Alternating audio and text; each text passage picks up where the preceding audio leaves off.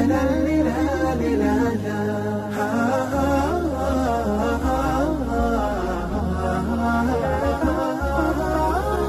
كتاب الله قلبي صار حي.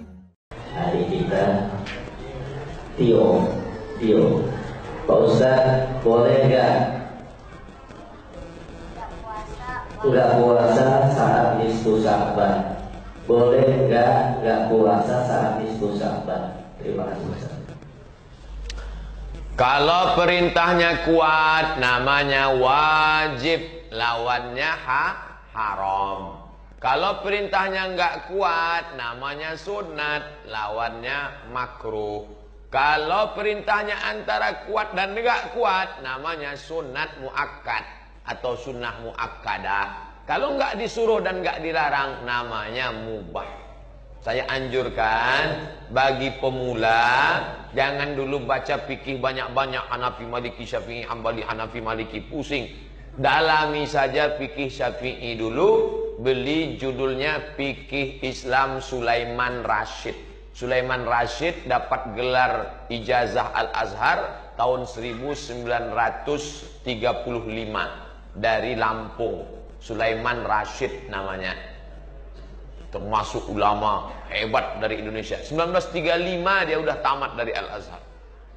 Fikih itu untuk pemula. Ntar kalau sudah matang fikih itu, baru silakan mau baca Al-Fiqhul Islami wa Adillatuh, Al-Fiqhu Alal Madhahibil Arba'ah, mau fikih macam-macam. Tapi punya basic dulu. Kalau enggak nanti bingung. Nah, ini tentang masalah. Disitulah baru paham. Oh, ini kuat, wajib.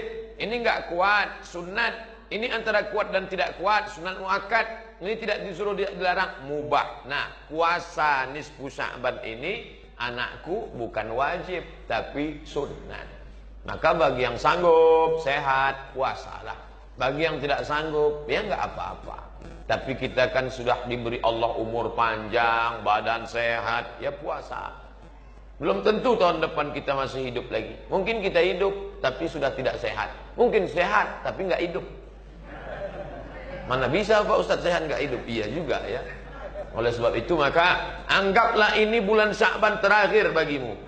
Hai Abdul Somad, ini bulan Sya'ban terakhir bagimu, beramallah engkau. Setelah ini kau akan mati. Maka kita akan semangat dalam beramal. Anggap ini bulan Sya'ban terakhir. Termasuk Ramadan, ini Ramadan terakhir.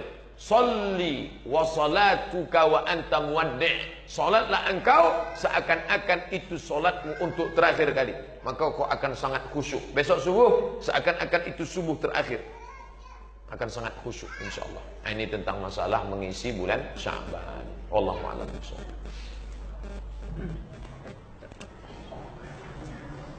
Silakan Ustaz. Ustaz Subarga. Assalamualaikum warahmatullahi wabarakatuh. Waalaikumsalam. Ustaz, mohon soal ini saya jelaskan soal muqadasah. Saya masih banyak salah-salah yang salah-salah saya belum ada pada saat itu bagaimana? Apakah sebelum kita mengerjakan sholat sunnah bagian ya bagian setelah itu sama berdoa sesudahnya atau bagaimana cara berdoa? Terima kasih. Sepakat 4 mazhab Ahlus Sunnah wal Jamaah. Pertama mazhab Hanafi meninggal tahun 150 Hijrah. Kedua mazhab Maliki meninggal tahun 179 Hijrah. Ketiga mazhab Syafi'i meninggal 204 Hijrah. Keempat mazhab Hambali meninggal 241 Hijrah. Inilah Ahlus Sunnah wal Jamaah. Bahwa sholat yang lama dulu tertinggal, kalau sekarang hijrah dan taubat maka mesti diganti di qadha. Tidak ada ikhtilaf. Kalau ada ustadz yang ceramah taubat ya taubat aja, yang lalu biarlah berlalu, jangan diulang lagi, cukup dengan istighfar. Itu bukan pendapat 4 mazhab, tapi dia ambil pendapat Imam Ibnu Taimiyah. Kata Imam Ibnu Taimiyah, nggak perlu qadha, istighfar aja selesai. Astaghfirullah, selesai. Rabbal baraya, selesai. Saya tidak setuju dengan itu. Maka saya selalu menyampaikan, Saya pegang ikut 4 mazhab, sholat yang tinggal wajib diqadha. Nah, teknisnya gimana? Selesai sholat isya tadi, zikir, doa, ba'diyah. Selesai ba'diyah, laksanakan 1 qadha isya. Niatnya di mana? Niat di dalam. Allahu Akbar. Saya kalau nggak dilafalkan rasanya nggak sreg Pak Ustaz. Oke, lafalkan. Usolli fardal isya 4 raka'atin qadha'an. Qadha'an, bukan qoboan. Usolli fardal isya 4 raka'atin qadha'an lillahi ta'ala. Tapi jangan kuat-kuat, nanti ketahuan. Allahu Akbar. Besok subuh gitu lagi. Usolli fardhas subhi rak'ataini qadha'an. Tapi kalau bisa jangan di masjid, nanti menimbulkan fitnah. Nanti kawan berbisik, setelah subuh kan nggak ada ba'diyah. Iya, itu kenapa? Nampaknya ISIS. Menimbulkan fitnah. Tangkap anti NKRI ini, tangkap. Jangan. Nah, setelah itu habis duha. Bagus, sholat subuh itu qadha'nya setelah masuk waktu duha, bagus. Lalu kemudian zuhur, gitu juga zuhur. Berapa lama Pak Ustadz? Ya hitung sendiri. Mulai taubat kapan? Baru sekitar 4 tahun Pak Ustadz. Umur sekarang berapa? 44. Berarti akil balik 10, 30 tahun ganti. Hitung 2017 berarti 2027, 2037, 2047. Sulit sekali Islam itu. Enggak sulit. Apa sulitnya? Itu kan simple, sederhana. Coba tanya dokter, berapa energi yang dihilangkan dengan sholat 4 rakaat dengan orang lari-lari atau jogging atau nonton band? Itu berapa energi yang dihilangkan? Cuman kenapa berat? Setannya. Dan setan nggak usah disalahkan. Itu memang sudah SOP dia. Ini orang banyak nyalahkan setan. Ini setan. Kadang kita kasihan juga nengok setan nih. Dia sebetulnya nggak terlalu salah. Bahkan mungkin setan nggak menggoda kita. Kita aja yang terlalu GR digoda setan. Oleh sebab itu maka laksanakan. Nah, ini tentang masalah qadha. Baik dilaksanakan. Gimana Pak Ustadz kalau meninggal? Baru qadha 2 tahun meninggal. Mudah-mudahan Allah. Ana inda husni dhanni abdi bi. Aku menurut prasangka hambaku kepadaku. Puasa yang tinggal qadha. Ustadz Somad emangnya pernah ninggalin puasa? Pernah. Ustadz dulu preman, saya enggak preman. Ninggalin puasa kan enggak mesti jadi preman. Saya dulu enggak preman, cuman datang teman bawa soto Medan. Mat. Iya juga. Sekarang baru ingat, saya ganti dah. Ganti. Sholat pun begitu juga, diganti. Kalau ragu Pak Ustadz, antara 15 hari dengan 10, pakai yang 15. Maka yang 10 lunas, sisanya jadi amal sunnah. Sholat saya ragu Pak Ustadz, antara 12 tahun atau 32 tahun. Itu bukan ragu. Salah ngitung itu. Maka ganti perhitungan terbanyak. Setelah itu minta, lebih baik merasa diri berdosa daripada merasa diri penghuni sorga. Kalau kita merasa diri kita berdosa, kita akan meleleh air mata dan merasa tak layak masuk surga. Tapi kalau sudah merasa penghuni surga, orang lain semuanya penghuni neraka. Neraka. Surga yang luas itu isinya cuma 3. Dia, istrinya, sama gurunya. Lain masuk neraka. Ilahi lastu lil firdausi ahla. Ya Allah, aku tak layak masuk surga. Wala aqwa 'alan naril jahimi, tapi aku juga enggak kuat masuk neraka. Nah, ini kan membingungkan ini. Mau masuk surga, kamu masuk surga ya? Maaf ya Allah, enggak layak masuk. Kalau gitu masuk neraka, panas ya Allah. Jadi nanti maunya di mana? Ya surgalah, tapi ayo masuk. Malu-malu. Nah, ini tentang masalah kita merasa diri kita ini banyak dosa. Kalau ngelihat anak kecil, oh anakku anak kecil, engkau belum ada dosa, aku sudah bergelimang dosa. Kalau saya ngelihat bapak yang sudah tua, bapak sudah tua, aku belum tentu umurku sampai seperti bapak.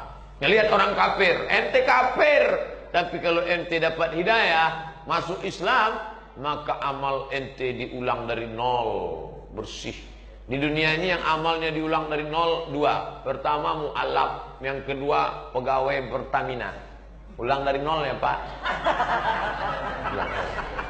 Oleh sebab itu maka bersyukurlah kita, tapi jangan merasa diri kita ini suci. Wallahu a'lam bishawab.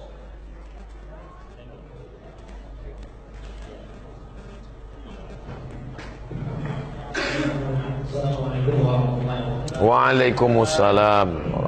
Ustaz, sebenarnya untuk pembayaran baca puasa, misalkan orang tua kurang lebih 100 bakal puasa, bayar fidyahnya itu langsung 100 atau sehari untuk bayar makannya, dan juga apa harus ke fakir miskin aja atau bisa dilihat. Dan yang kedua, ada saya pernah dengar tentang fadilah-fadilah kayak Ramadan ya, kayak malam pertama ini, malam kedua ini, itu dari mana dan apakah itu bersumber dari Rasul atau cuma isinya daripada Allah? Baik. Kalau orang tua kita tidak puasa karena musafir, dia sehat tapi dia musafir, ninggal dia, maka puasa yang tinggal itu tidak dibayarkan fidyah, tapi diqadhakan, digantikan oleh anak-anaknya. Hadisnya sahih, man mata, siapa yang meninggal, wa alaihi siyamun, punya utang puasa, shoma anhu waliyuhu, ahli warisnya melaksanakan puasa untuknya, lalu hadiahnya ke almarhum. Tapi kalau dia tua renta, umur 80, nggak bisa lagi puasa, 3 tahun berturut-turut Pak Ustadz, 30, 90, maka dibayarkan fidyah. Apakah 1 hari 1 fakir miskin, 1 hari 1 fakir miskin, atau dikumpul 90 hari kasih ke 1 fakir miskin? Boleh 90 fakir miskin. Kamu dapat hari pertama, hari kedua, hari ketiga 90, atau menjadi 30. Kamu 10, 30, atau menjadi 1 orang. Intinya makin banyak yang dibantu makin bagus. Andai ustadz yang mengalami seperti bagaimana? Saya cari yang dekat-dekat rumah, yang susah, lalu bayarkan fidyah kepada mereka. Apakah hanya fakir miskin saja, atau boleh fisabilillah? Tengok bunyi ayatnya. Wa 'alal ladzina yutiqunahu, bagi yang tidak sanggup puasa, fidyatun ta'amu miskin, kasih makan orang miskin, nggak boleh dialihkan ke yang lain. Allah sudah khususkan itu. Miskin itu siapa? Apa bedanya dengan fakir? Tidak ada income sama sekali. Fakir ada pemasukan tapi tidak mencukupi kebutuhan. Miskin itu beda fakir dengan miskin. Pertanyaan kedua, siapa yang beribadah malam pertama pahalanya ini, siapa yang beribadah malam kedua pahalanya ini, siapa yang beribadah malam ketiga pahalanya ini, sampai 30 malam. Itu hadis atau bukan hadis? Bukan hadis. Itu ijtihad ulama untuk memberi motivasi. Salah atau enggak salah? Enggak salah, bagus. Kalau mau dibuat clipping tempel di dinding musola, baik. Tapi yang tidak baik itu menyebut qala Rasulullah sallallahu alaihi wasallam. Itu masalah, karena sudah menisbatkan yang bukan hadis kepada Nabi, maka ancamannya berat. Man kadzdzaba alayya muta'ammidan, siapa yang menisbatkan kata-kata kepadaku padahal bukan ucapanku, falyatabawwa maq'adahu minan nar, siapkanlah tempat duduk dari api neraka. Maka kalau mau tulis itu, ini adalah ungkapan ulama, kata-kata hikmah. Kalau kamu beramal ini baik, tidak salah. Nah, ini mesti hati-hati. Kalau dia hadis riwayat imam siapa? Imam Bukhari dalam Sahih Bukhari, Imam Muslim dalam kitab Sahih Muslim, Imam Tirmizi dalam kitab Sunan Tirmizi, Imam Abi Dawud dalam Sunan Abi Dawud, Imam Nasai dalam kitab Sunan Nasai, Imam Ibn Majah dalam kitab Sunan Ibn Majah, Imam Ahmad bin Ambal dalam kitab Musnad, Imam Malik dalam kitab Muwatta, Imam Darimi dalam kitab Sunan Darimi. Inilah 9 kitab induk Ahlus Sunnah wal Jamaah, di samping kitab-kitab hadis yang lain. Adapun yang bukan hadis, maka jangan kita katakan hadis. Al-bazinjan syifaun min kulli da. Terong, obat dari segala macam penyakit. Bukan hadis. Itu contoh hadis palsu. Yang buat itu siapa? Tukang terong. Biar laku terong. Wallahu a'lam.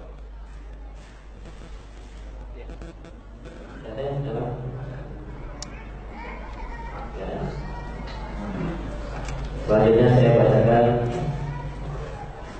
dari atas Pak Ustaz, saya mau nanya dan semoga Pak Ustaz tetap sehat, Amin. umur serta istiqomah. Amin ya Rabbal. Saya mau sholat yang orang tapi habis jamaah sholat subuh pulang tapi terus tetap wirid dan baca Al-Quran.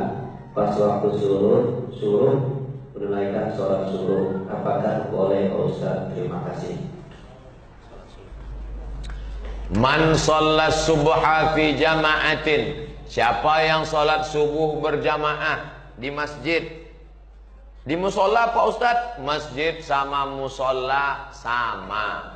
Kalau ada sholat berjamaah subuh, zuhur, asar, maghrib, isya, namanya masjid. Kalau ada sholat Jumatnya, namanya masjid jami'.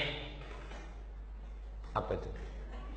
Kalau ada sholat Jumatnya, masjid jami'. Kalau nggak ada Jumatnya, masjid saja. Maka sholat di musola ini pahalanya sama dengan di masjid. Berada di sini sama dengan iktikaf di masjid. Dapat pahala 27. Karena di Makkah, di Madinah, di Mesir tidak ada musola. Itu istilah kita, musola, surau, langgar. Di negeri Melayu, Malaysia, Kuala Lumpur, surau. Di tempat saya surau. Kalau di Jawa, langgar. Makanya orang Jawa dilanggar tak mati. Makanya kalau masuk surau langgar tetap usolli sunnata tahiyatal masjid. Jangan usolli sunnata tahiyatal langgar. Usolli sunnata tahiyatal surau. Nah ini tentang masalah musola dengan masjid. Oke, saya lanjutkan hadisnya. Man sholat subha fi jama'atin. Siapa yang sholat subuh berjamaah, summa qa'ada yadhkurullah, duduk berzikir mengingat Allah. Habis sholat subuh jangan keluar, duduk zikir terus hatta tatlu asyam, sampai terbit matahari. Summa yusalli rak'ataini, sholat sunat 2 rakaat. Syaratnya 3. Sholat subuh berjamaah, duduk berzikir mengingat Allah sampai terbit matahari. Diperkirakan sekarang lebih kurang dari azan ke terbit matahari 90 menit. 1,5 jam dia duduk. Sedikit itu. 90 menit lama tuh Pak Ustadz. Real Madrid Barcelona, Mahabharata, Putaran, Abad Kejayaan. Anda belum was-was sebelum nonton was-was. Kenapa nggak lama? Oleh sebab itu maka sholat subuh berjamaah, duduk berzikir mengingat Allah sampai terbit matahari. Sholat sunat 2 rakaat. Usolli sunnatal isyraq raka'ataini lillahi ta'ala. Bagi yang tidak pakai usolli, dalam hati saja. Allahu Akbar, iftitah, Fatihah, ayat. Rakaat kedua, ayatnya bebas. Maksud bebas itu pilihlah, bukan berarti waladhdallin, amin, bebas. Setelah itu salam, maka dia dapat pahala. Apa balasannya? Kanat lahu ka ajri hajjatin wa umrah. Dapat pahala seperti haji dan umrah. Tamah, tamah, tamah, sempurna, sempurna, sempurna. Hadis riwayat At-Tirmidzi. Status hadis hadisun hasan. Sahih, hasan, dhaif, maudhu. Layak dijadikan sebagai dalil untuk beramal. Di bulan Ramadan nanti banyak waktu kosong, sholat subuh berjamaah, duduk berzikir dengan Allah. Kalau nggak bisa tiap hari karena khawatir macet, hari Sabtu, hari Ahad, paling tidak bisa 8 kali sholat sunat isyraq. Kalau Bapak Ibu ikuti streaming di Pekanbaru setiap subuh Sabtu, selalunya saya sampaikan kita akan kajian sampai pukul 6.30. Selesai itu kita sholat sunat isyraq 2 rakaat. Setelah itu baru lanjut tanya jawab. Karena kami biasanya sholat sunat isyraq 2 rakaat. Wallahu a'lam bishawab. Assalamualaikum Pak Ustaz. Waalaikumsalam. Barakallah. Barakallah. Saya mau nanya tentang doa berbuka puasa, mana yang harus kita pakai Ustaz? Yang pertama Allahumma laka sumtu dan seterusnya, dan yang kedua zahaba zoma'u dan seterusnya. Dari kedua di atas saya pernah membaca katanya yang sahih adalah doa yang nomor 2. Allahumma laka sumtu wa bika amantu wa ala rizqika aftartu bi rahmatika ya arhamar rahimin. Yang satu lagi zahaba dhama'u wa batallatil uruqu wa thabatal ajru insyaallah. Kedua-duanya boleh dipakai. Yang ngomong bukan Ustadz Somad, tapi Syekh Ibnu Utsaimin, ulama Saudi Arabia. Syekh Ibnu Utsaimin pernah ditanya, Syekh, kalau mau puasa apa doanya? Pilihlah Allahumma lakas sumtu, bisa. Zahabal dhama'u, boleh. Tapi katanya status hadisnya, hadis ini dhaif, tetap boleh dipakai untuk fadail a'mal. Hadis dhaif tetap boleh dipakai untuk fadail a'mal kalau cukup 5 syarat. Pertama, bukan masalah akidah tauhid. Kedua, bukan masalah halal haram. Ketiga, tidak terkait dengan periwayat kadzab pendusta. Keempat, tidak masih bernaung di bawah hadis sahih. Kelima, untuk fadail a'mal, motivasi beramal, maka silakanlah pakai. Ini tentang masalah Allahumma laka sumtu. Sudah saya tulis di buku 37 masalah populer. Bagi yang sudah punya, fotokopi, bagi ke masjid banyak-banyak tentang Allahumma laka sumtu, tempel di papan pengumuman supaya umat jangan ikhtilaf hanya karena Allahumma laka sumtu. Wallahu a'lam. Pak Ustaz, buat ibu hamil dan menyusui, bagaimana ganti puasanya? Bayar fidyah atau qada fidyah? Bagaimana pendapat jumhur ulama? Kalau ada ustadz yang ngomong ceramah, ibu hamil dan ibu menyusui qada saja. Ibu hamil qada, ibu menyusui qada. Itu dia pakai mazhab Hambali. Rata-rata ulama yang dari Saudi Arabia begitu. Syekh Abdul Aziz Ibnu Baz, Syekh Ibnu Utsaimin, Syekh Nasruddin Al-Albani, mereka ini umumnya ikut Hambali. Ibu hamil qada, ibu menyusui qada. Tapi kalau mazhab Syafi'i tidak begitu. Mazhab Syafi'i ingat baik-baik. Jika ibu tidak puasa karena dirinya, maka qada saja. Bu, jangan puasa ya, ibu ini orangnya lemas, maka dia qada saja. Tapi kalau dia tidak puasa karena ada unsur anaknya, ibu sehat, tapi anak ibu ini sakit-sakitan. Kalau ada unsur anaknya, maka dia kena 2, qada plus fidyah. Saya ulang lagi, mazhab Hambali qada saja. Mazhab Syafi'i jika tidak puasa karena dirinya, qada saja. Tapi kalau ada unsur anaknya, maka qada plus fidyah. Ustadz pilih yang mana? Saya untuk keluarga saya pilih mazhab Syafi'i. Istri saya tak puasa, saya tanya, karena dirimu atau anakmu? Ini kan anak kita juga. Iya ya. Karena anak kita, maka kamu kena 2, bayar qada dan bayar fidyah. Fidyahnya bisa kubantu, tapi qadanya kau sajalah. Nah, ini tentang masalah mengqada puasa bagi ibu mengandung dan menyusui. Dari ibu ada lagi? Bu, gak ada. Cukup. Dari jamaah yang di bawah ada Pak Ustaz. Ayo silakan maju Pak Ustaz. Sebelum yang satu ini. Waalaikumsalam. Maju aja pakai mic. Dapat aja. Ya, dapat aja. Assalamualaikum warahmatullahi wabarakatuh. Waalaikumsalam. Ustaz, saya baca di buku 37 masalah populer, tidak semua yang tidak dilaksanakan itu bid'ah. Lantas contoh bid'ah berlaku yang sudah terjadi dalam sekarang ini seperti apa? Jika tidak dilakukan Nabi, bid'ah. Inilah yang banyak menyesat-nyesatkan orang Islam. Jika tidak dilakukan Nabi, bid'ah. Pernah dilakukan Nabi? Pernah dilakukan Nabi? Pernah dilakukan Nabi? Maka saya ungkap di situ banyak sekali perbuatan yang tidak pernah dilakukan Nabi, tapi dilakukan sahabat Nabi. Mana contohnya?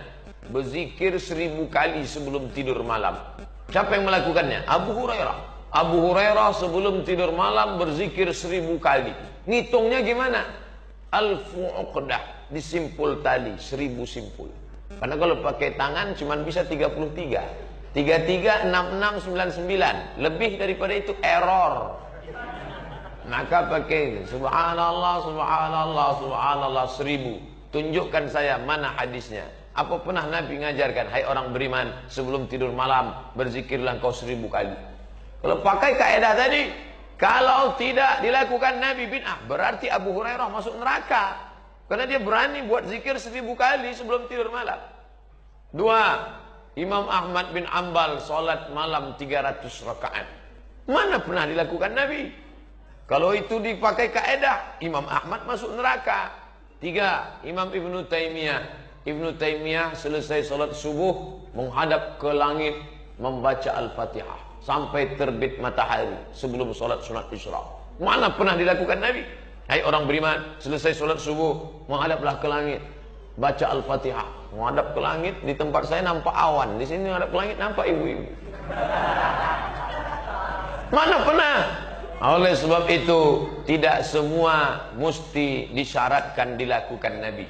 Kalau ada dalilnya tidak bertentangan dengan sunnah, maka baik dilaksanakan. Muncul pertanyaan, kalau begitu yang bid'ah dhalalah itu mana?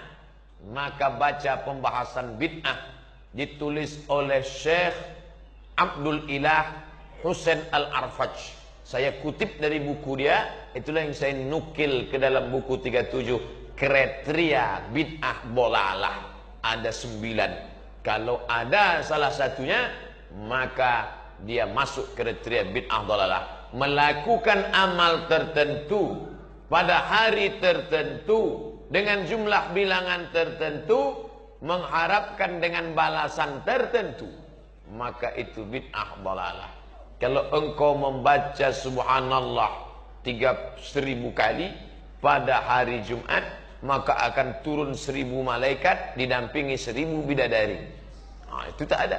Tapi selama ini ulama-ulama mengajarkan, dia hanya mengajarkan latihan zikir tahlil 1000 kali. Silakan, ya Rahman ya Rahim sekian kali, silakan.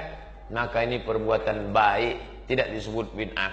Yang dhalalah, mengambil turbah Karbala lalu diletakkan di tempat sujud.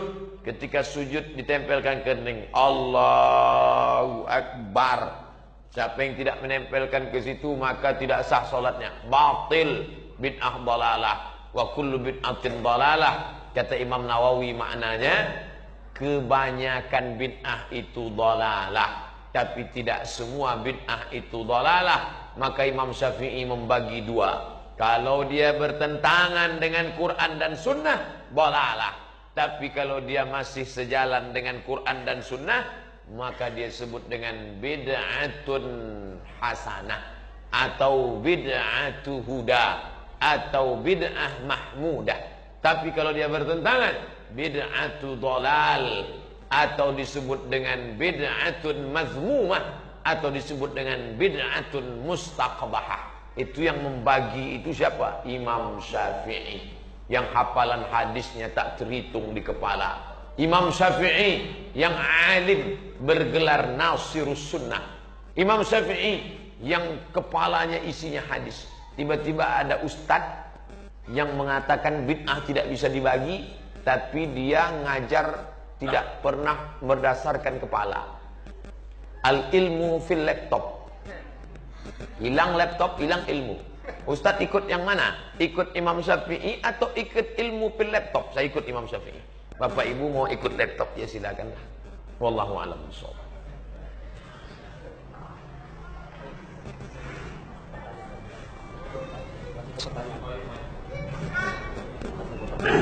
Assalamualaikum warahmatullahi wabarakatuh. Saya tanya mengenai peristiwa 1 Ramadan 1 Syawal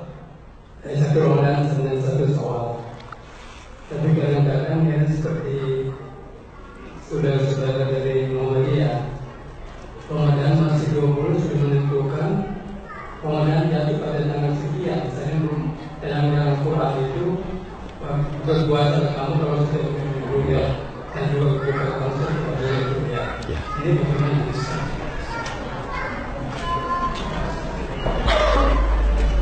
Ayat Qur'annya, faman syahida minkumus syahra, siapa di antara kalian yang menyaksikan bulan, falyasum, maka berpuasalah. Ayatnya. Hadisnya, sumu li ru'yatih, berpuasalah kamu ketika melihat bulan. Apakah Mesir, Maroko dan Saudi Arabia tidak memakai ilmu falak, ilmu hisab? Pakai. Hanya saja dikombinasikan antara ru'yah dengan hisab. Kalau ada orang ngaku ru'yah, ternyata hisabnya tidak terpenuhi, maka ru'yahnya batil, tak betul. Disepakati 6 negara, Malaysia, Indonesia, Brunei Darussalam, Singapura, Thailand Patani Selatan, dengan Moro Filipina Muslim. 6 negara ini sepakat bahwa 2 derajat di atas ufuk baru disebut anak bulan. Kalau kurang dari 2 derajat, maka dia bukan hilal. Kalau ada orang mengaku saya melihat hilal, setelah diukur menurut ilmu astronomi ternyata di bawah 2 derajat, maka dia bukan hilal. Kesepakatan 6 negara. Turki lebih tinggi lagi standarnya. Turki pasang 7 derajat baru disebut hilal. Di bawah itu bukan hilal.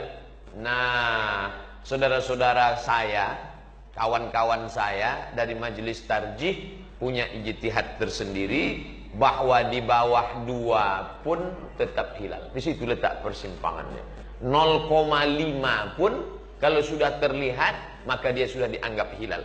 Disitulah letak persimpangan. Ketika kelompok ini mengatakan 2 derajat baru hilal, kalau tidak 2 derajat tidak hilal. Kata Muhammadiyah, 0,5 pun sudah dianggap sebagai hilal. Mau tak mau, suka tak suka, negara mengakomodir yang dua-dua ini. Makanya nanti Menteri Agama akan mengumumkan, saudara sekalian berdasarkan ru'yah, maka besok kita puasa. Tapi bagi yang mau melaksanakan duluan silakan, dan kita saling menghormati. Tapi kalau di Mesir tidak begitu. Karena Mesir ada mufti namanya. Mufti adalah pemegang tampuk kekuasaan tertinggi dalam bidang agama. Mufti zaman saya dulu namanya Syekh Nasr Farid Wasil. Satu negara, satu mufti, dia yang mengumumkan. Yang melawan mufti melawan negara, tangkap. Maroko lebih tegas lagi. Maroko tak ada mufti, langsung raja. Namanya Raja Muhammad VI. Anak Hasan II, anak Muhammad V, anak Hasan I. Muhammad VI pengumuman, berdasarkan penampakan anak bulan dibantu oleh hisab ilmu falak, maka besok puasa. Tertulis di konstitusi negara, la yuftin nas hatta yuftil malik. Tidak boleh orang berfatwa kalau raja belum berfatwa. Nah, jadi saya pernah hidup di negeri 2, satu republik Mesir, satu kerajaan yaitu Maroko. Dua-duanya tampuknya satu. Tempat kita Muhammadiyah dengan NU merasa lebih tua dari negara. Negara ini kan baru ada 1945 kata dia. Kami 1912 sudah ada. Kami 1926 sudah ada. Kata Al-Wasliyah kami 1930 sudah ada. Maka jalan tengahnya kata Menteri Agama, terserahlah, yang penting saling menghormati aja ya. Aman, adem, ayem. Gitu. Jadi Bapak pahami sendirilah keadaannya. Ustadz sendiri ikut mana? Saya anggota Komisi Fatwa Majelis Ulama Provinsi Riau. Maka saya tak pernah keluar dari Komisi Fatwa Pusat. Kalau Komisi Fatwa Pusat sudah mengumumkan berdasarkan sidang isbat, dengan ini Komisi Fatwa besok puasa, maka saya besok ikut puasa, karena saya menghormati alim ulama yang ada di dalam itu dan komitmen terhadap Majelis Ulama Indonesia. Wallahu a'lam bishawab. Ya, terakhir ya. Masih lanjut Ustaz. Insyaallah.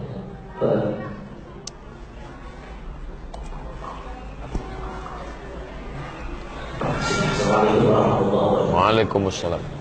Masalah zakat Ustaz. Baik. Iya.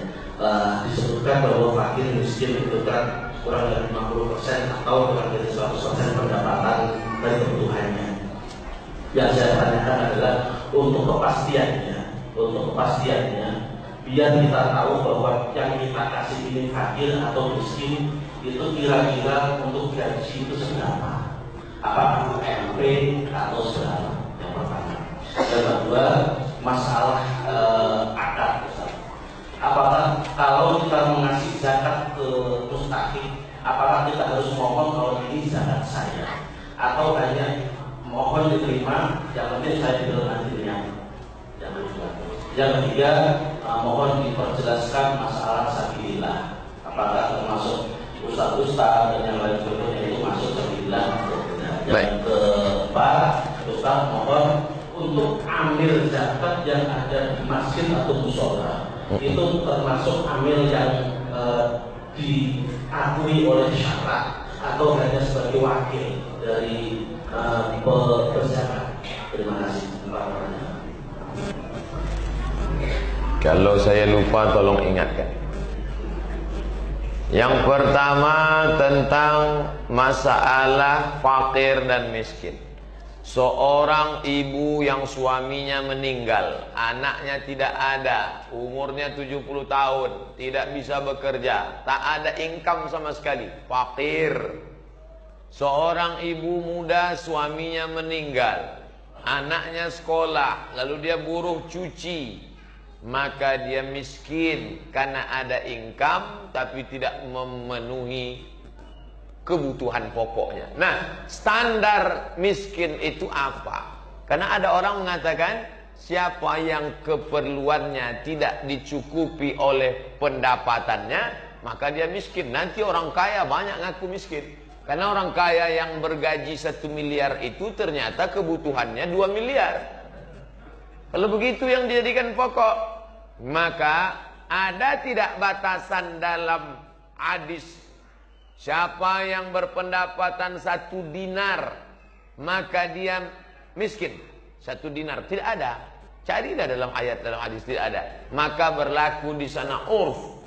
Dasar pengambilan hukum dalam Islam 10. Quran, hadis, ijma, qiyas, syar'u man qablana, qaulus sahabi, saddu zara'i, istihsan, istishab, urf. Urf artinya kebiasaan kita.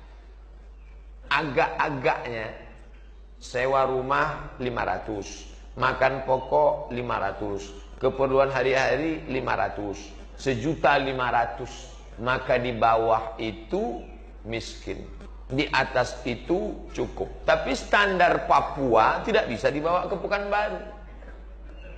Makanya tidak ada, disitulah letak adilnya Allah. Seandainya dipatok Allah, siapa yang berpendapatan 1 dinar, maka dia miskin. Nanti orang yang di daerah terasing dia akan komplain. Karena 1 dinar itu 4,25 gram. Kalau dirupiahkan sekarang 2,5 juta.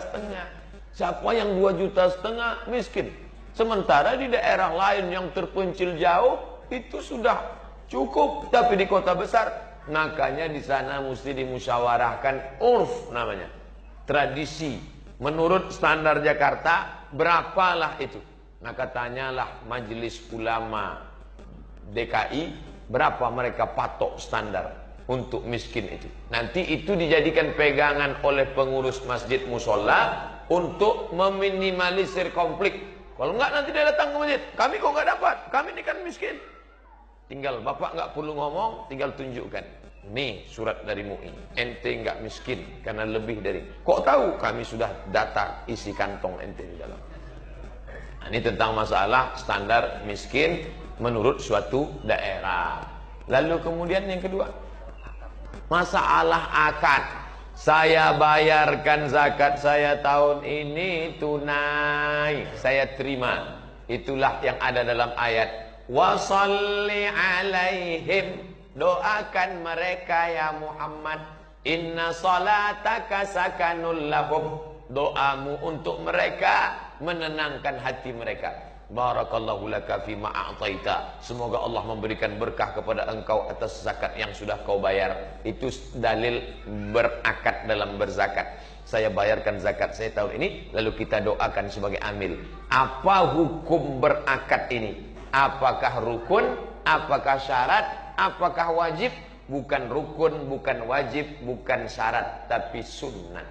Makanya di Malaysia orang bayar zakat tidak langsung bayar zakat pakai kartu gesek. Pakai kartu gesek mana ada zakat? Mana pernah orang aku bayar zakatku lalu mesin tunjau, aku terima, aku terima, aku terima. Nah, ini, tapi niatnya tetap ada. Niat itu rukun. Kalau tidak ada niat tak diterima. Aku berniat bayar zakat. Maka kalau dia lafazkan, baik, saya bayarkan zakat saya tahun ini. Barakallahu laka fima a'taika ila akhirih, maka baik. Tapi andai tidak, maka tetap sah. Kalau cerita sah tak sah, sah. Tapi kalau afdal tak afdal, afdal pakai akad. Yang ketiga, innamas shadaqatu lil fuqara wal masakin wal 'amilina 'alaiha wal mu'allafati qulubuhum wa fir riqab wal gharimin wa fi sabilillah. Sepakat 4 mazhab, Hanafi, Maliki, Syafi'i, Hambali, bahwa fisabilillah hanya perang saja. Beli tombak, beli panah, beli baju besi, beli tank, beli rudal skat, boleh. Adapun untuk yang lain tidak boleh. Sepakat 4 mazhab. Lalu kenapa sekarang ada Basnas yang memberi itu untuk beasiswa ke Mesir, untuk imam masjid? Itu dari mana? Itu ijtihad Imam Fakhruddin Ar-Razi dalam tafsir Al-Kabir, namanya Mafatihul Ghaib, dikutip oleh Syekh Atiyah Saqar dalam Fatawa Al-Azhar. Kata Syekh Fakhruddin Ar-Razi, subulullahi katsiratun, semua jalan-jalan mengagungkan agama Allah maka layak disebut fisabilillah. Guru mengaji fisabilillah, karena kalau dia nggak ngajar, anak-anak jahil nggak paham Quran. Imam fisabilillah, karena imam kalau nggak ada maka sholat dipending. Andai ada masjid, ada kampung, dari kampung ke masjid ada sungai, longsor tanah, maka membangun jembatan itu pun boleh diambil dari fisabilillah. Itu menurut pendapat Fakhruddin Ar-Razi. Nanti kalau ada ustadz yang ceramah, tidak ada fisabilillah selain perang, Bapak Ibu sudah tahu, oh ini yang disebut Ustadz Somad kemarin, dia berpegang pada 4 saja.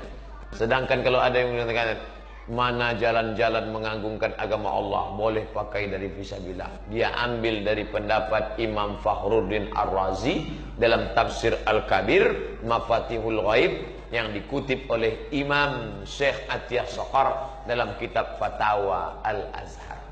Pertanyaan yang keempat, apakah amil zakat yang di Musola Al-Amin itu memang amil atau wakil amil? Amil diangkat oleh Nabi langsung, ditugaskan untuk mengutip zakat. Khudh, ambil. Ayatnya untuk Nabi Muhammad, khudh, ambil zakat. Maka Nabi mengangkat amil, namanya Mu'az bin Jabal. Mu'az, ente saya angkat jadi amil, pergi ke Yaman, ambil zakat sana. Nah sekarang bapak duduk di sini, yang amil di sini mana? Saya amil. Yang ngangkat bapak siapa? Iya juga ya, siapa yang ngangkat saya? Mestinya ada khalifah mengangkat amil. Saya angkat kamu sebagai amil. Khalifah kita di negara ini siapa? Presiden. Makanya dibentuklah di provinsi itu ada namanya Basnas, Badan Amil Zakat Nasional. Lalu kemudian Basnas tidak bisa mengurus karena terlalu banyak. Satu provinsi Basnas cuma 5 orang digaji, dan PNS nggak boleh. Saya dulu anggota Basnas 5 tahun. Untuk periode kedua nggak boleh karena saya PNS. Yang boleh hanya non PNS. Lalu kemudian Basnas ini mempunyai wakil-wakil. Wakil-wakilnya, jadi ini adalah wakil dari Badan Amil Zakat. Maka dialah yang membagi itu. Yang sekarang istilahnya namanya UPZ, Unit Pengumpulan Zakat. Mestinya kalau mau tertib zakat ini satu pintu. Baitullah tempat sholat, Baitul Mal tempat tujuh. Zakat, wakaf, infak, sedekah, wasiat, hibah, ghanimah. Semua harta kumpul satu pintu. Ada datanya. Berapa fakir DKI, berapa miskin DKI, berapa yang dulu mantan fakir sekarang naik jadi miskin, berapa mantan miskin jadi orang kaya, dan berapa pula orang kaya yang jatuh miskin. Sehingga tidak terjadi Islam agama memanjakan orang. Apa itu agama Islam? Rebut-rebutan 2000 injak-injak. Itu kan gara-gara tak pakai amil. Coba kalau profesional seperti Malaysia. Ustadz muji-muji Malaysia. Saya bukan muji, saya cerita data. Saya kuliah di Mesir, anak Malaysia dapat uang dari badan amil zakat kerajaannya 6.000 ringgit, 18 juta setahun. Bayangkan, ada rumah dibangun, kerajaan Kedah, kerajaan Selangor, kerajaan Perak. Dari mana? Zakat. Oleh sebab itu zakat kita potensinya luar biasa. Riau perolehan zakatnya satu kabupaten 10 miliar tahun 2016. Kabupaten Siak namanya. Itu mendapat zakat 10 miliar kabupaten. Dan itulah yang paling tinggi. Waktu saya ke Aceh ceramah, saya ceramah. Kami dari Riau, zakat kami 10 miliar. Selesai acara pengajian, Bas Aceh Barat ngomong, Ustadz Somad, kami di sini 15 miliar. Saya itu tunduk. Rupanya Aceh Barat lebih besar. Aceh Barat, ibu kotanya Maulabo, 5 jam dari Banda Aceh, naik mobil melewati pantai Loknga. Di situ zakatnya luar biasa, 15 M satu tahun. Ini potensi zakat luar biasa. Itulah pentingnya pemimpin itu mesti muslim, biar supaya dia perhatian pada zakat. Ustadz kampanye ya? Enggak, pemimpin kan sudah terpilih. Terima kasih. Satu sen, foto. Satu sen, maju Pak. Oke. Assalamualaikum warahmatullahi wabarakatuh. Waalaikumsalam.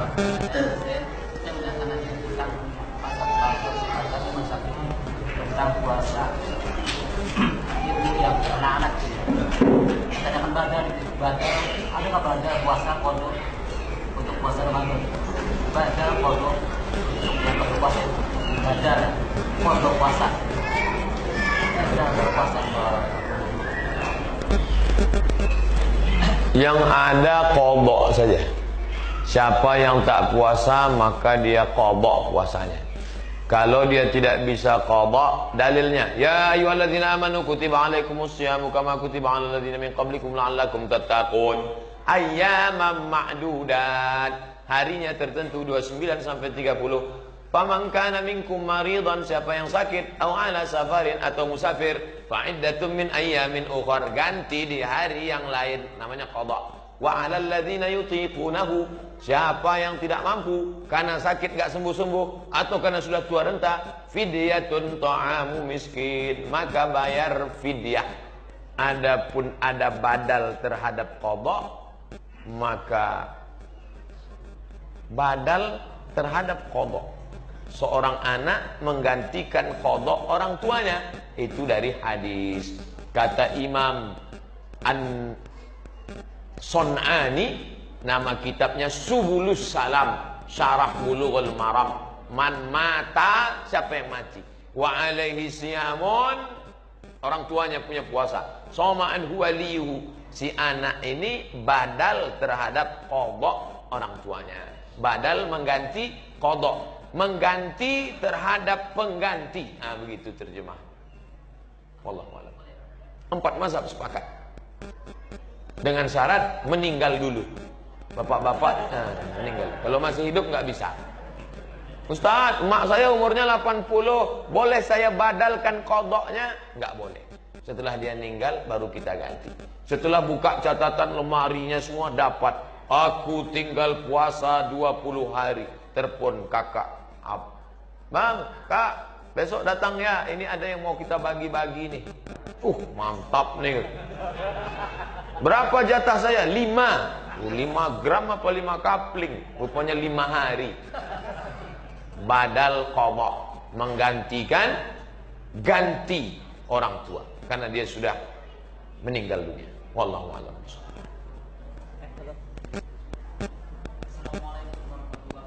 Waalaikumsalam.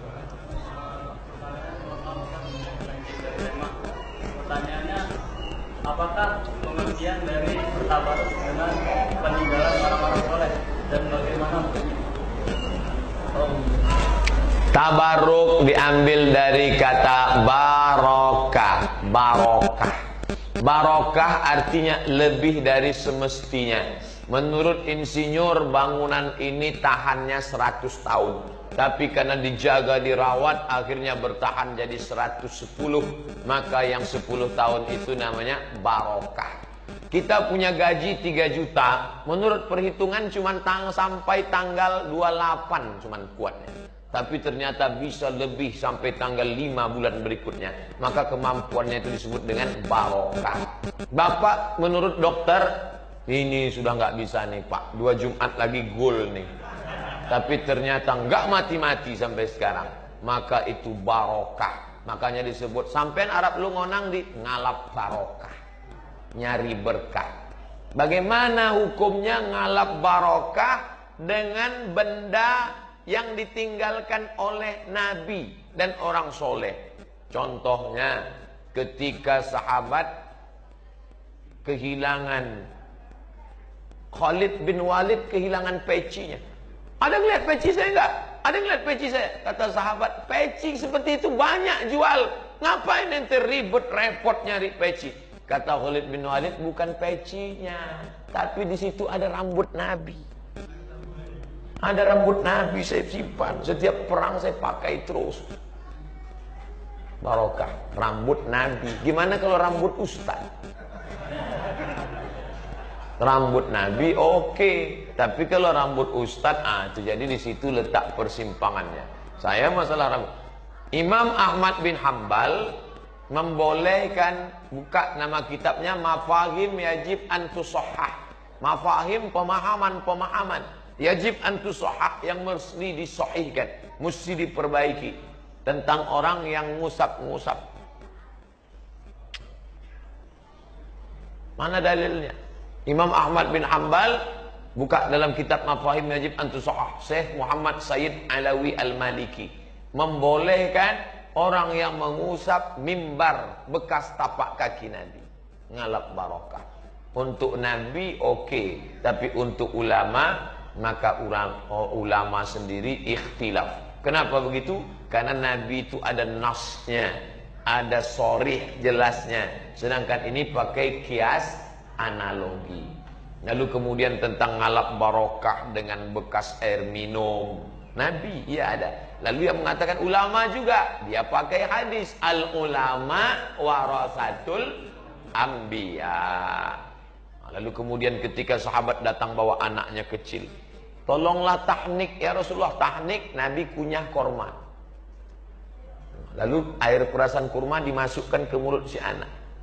Lalu orang sekarang bawa itu ke ulama. Kamu kenapa? Dulu kan Nabi. Nabi kan pewarisnya ada ulama. Sama mulut Nabi dengan mulut ulama, kata dia. Iya, tapi mulut ini ada nikotinnya. Kata yang nggak setuju, tapi kata yang setuju, kamu melihatnya zohir nikotin, tapi bagi kami yang ahli ma'rifah sudah berubah jadi zam-zam. Jadi pahamilah yang saya jelaskan itu. Wallahu a'lam bishawab. Alhamdulillah, 5 menit lagi sesuai dengan jadwal. Pertanyaan terakhir Pak Ustaz. Pak Ustaz, mana yang lebih dulu dikodok atau dibayar fidyahnya jika antara orang tua dan kita keduanya mempunyai hutang puasa? Orang tua telah meninggal. Jazakallahu khairan. Orang tua dengan kita. Pak Ustaz, mana yang lebih dulu dikodok atau dibayar fidyahnya jika antara orang